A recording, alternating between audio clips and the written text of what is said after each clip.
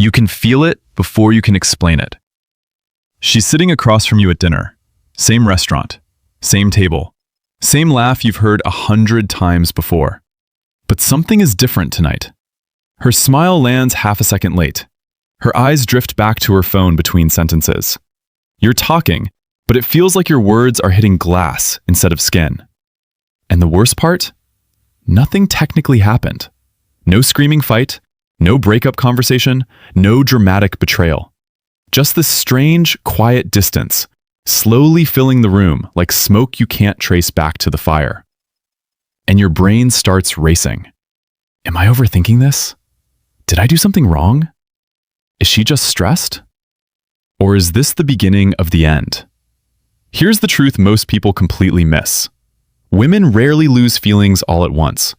The emotional disconnection usually starts long before the relationship visibly breaks. Beneath the surface, her nervous system slowly stops feeling emotionally met, emotionally safe, emotionally reached. And when that happens, love doesn't disappear overnight. It goes underground first. And, bro, that matters. Because if you can recognize the signs early, you still have time to repair what most couples ignore until it's too late. You're not failing at love. This does not automatically mean she stopped caring. And every couple that has ever deeply loved each other has stood in this exact emotional territory at some point. By the end of this video, you're going to understand the 7 subtle signs she's losing feelings before it becomes obvious. And more importantly, what those signs are actually trying to tell you beneath the surface. Let's get into it. Most couples believe relationships fall apart because somebody suddenly stopped loving the other person. But the real truth is far quieter than that. Disconnection happens in inches. It happens in the tiny moments where emotional bids stop getting answered, in the conversations that slowly become transactional, in the nervous system exhaustion that builds when two people stop feeling emotionally understood by each other. And here's what nobody explains. Your partner's nervous system is reading the relationship long before their conscious mind fully understands what's wrong. That's why someone can say, "I don't know what's happening to me lately," while simultaneously feeling more withdrawn every week. Because emotionally, they already feel the drift. Most couples try to solve this by trying harder on the surface. More date nights, more texting, more reassurance, but not deeper emotional presence, not deeper curiosity, not real repair. And without safety, effort starts feeling mechanical. This is especially true in attachment dynamics. When one person feels emotionally unseen for too long, they often stop protesting and start emotionally detaching instead. Not because they don't care, but because caring started feeling painful. That's the part people miss. What looks like distance is often disappointment that stayed unspoken for too long. And once you understand that, the signs stop looking random. They start telling a story. She stops bringing you into her inner world. Here's the part no one talks about. Most couples think emotional intimacy is about deep conversations once in a while. But real connection is built through tiny, daily moments of inclusion. The random story she tells you in the kitchen, the meme she sends during work, the unnecessary detail about her day that technically didn't matter. Those moments matter more than people realize. Because when a woman feels emotionally connected to you, her nervous system naturally pulls you into her internal world. She wants you involved. She wants your presence woven into her day. But when feelings start fading, that invitation slowly disappears. Not dramatically, quietly. She stops updating you, stops sharing small thoughts, stops reaching for you emotionally first. And most people in relationships completely misread this. They think, she just needs space. But beneath the surface, something else is happening. Her emotional energy is no longer moving toward the relationship automatically. You'll feel it in small moments. Before, "Bro, you won't believe what happened at work today." Now, "Nothing really happened." Before, "I saw something today that reminded me of you." Now, silence. And here's what changes everything. This isn't about becoming more entertaining. Not more jokes, not more gifts, not performing harder for attention.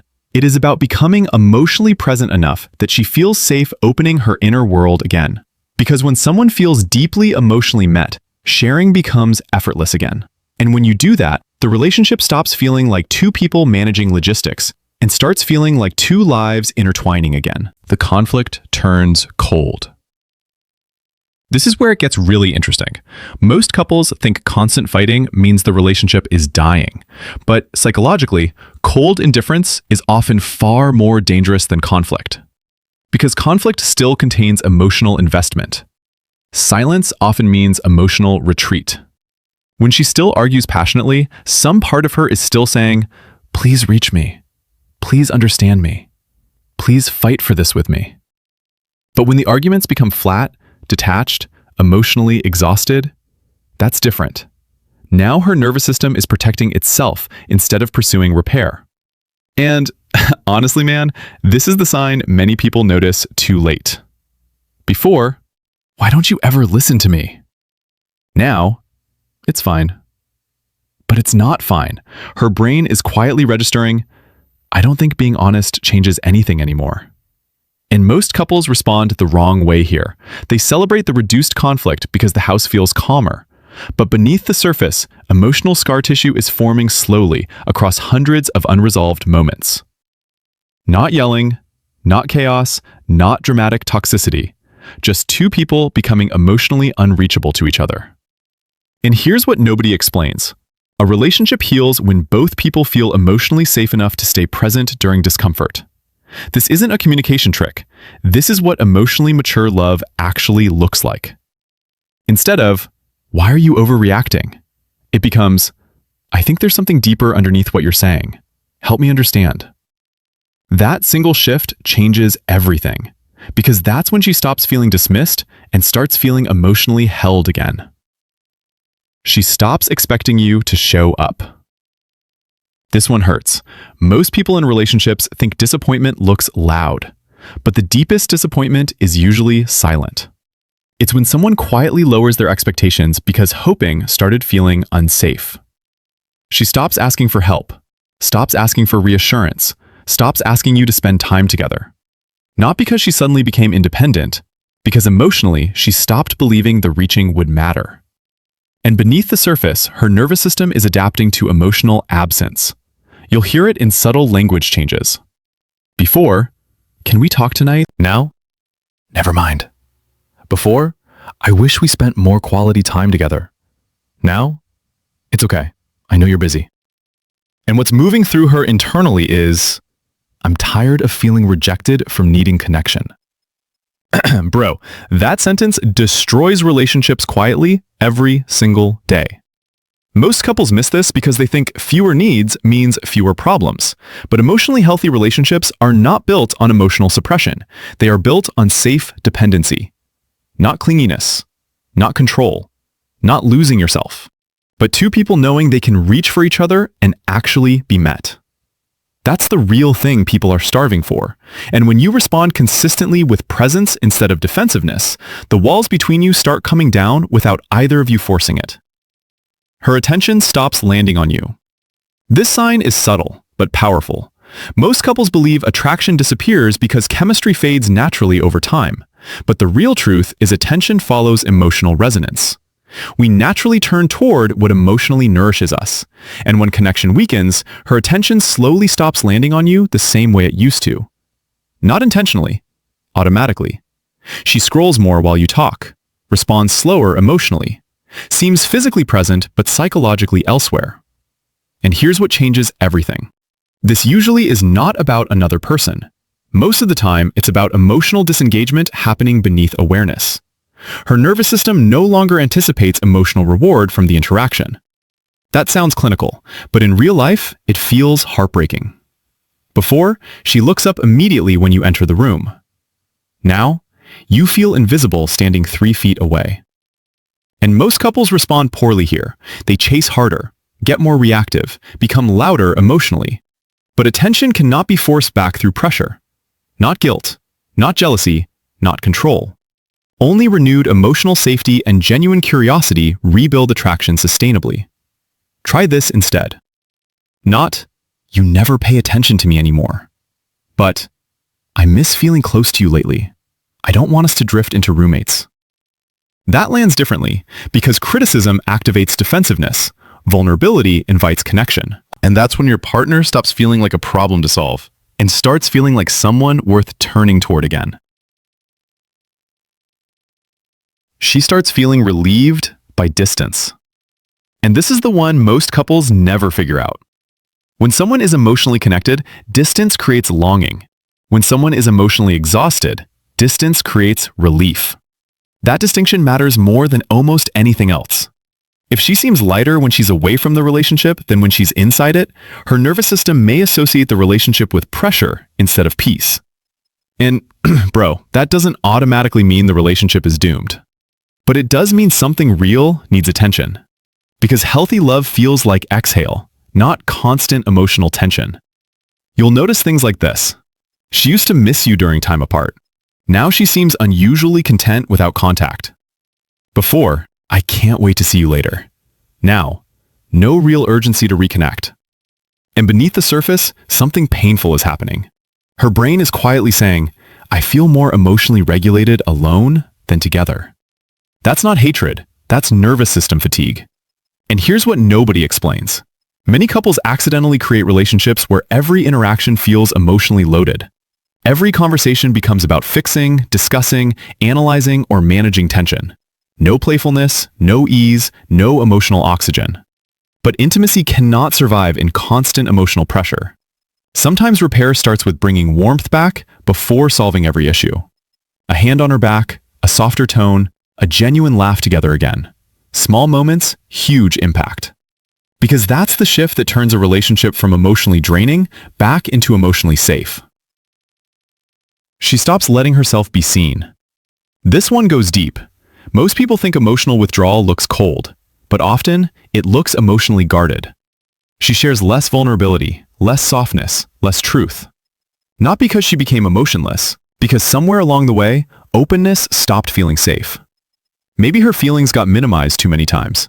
Maybe every vulnerable conversation turned into defensiveness. Maybe she started feeling emotionally alone even while sitting next to you. And slowly, the walls went up. Not all at once, brick by brick. Most couples don't notice this immediately because the relationship still technically functions. Bills get paid, plans get made, daily life continues. But emotionally, two people are disappearing from each other. Before, I'm scared lately. Now, I'm just tired. Before, I need you. Now, I'm good. And here's what changes everything. Emotional openness cannot be demanded. It has to feel safe enough to emerge naturally.